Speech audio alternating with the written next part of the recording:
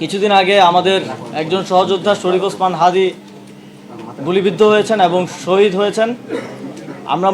আমি মনে করি যে এই সময় জুলাই গণঅভ্যুত্থানের সকল শক্তিকে ঐক্যবদ্ধ থাকা এবং ঐক্যবদ্ধ রাখা সমানভাবে গুরুত্বপূর্ণ।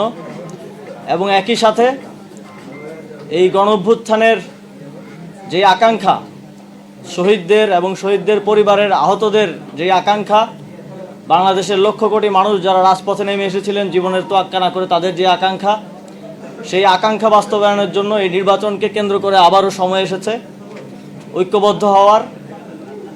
সেই জায়গা থেকে আমি জাতীয় নাগরিক পার্টি এনসিপিতে আজকে যোগদান করছি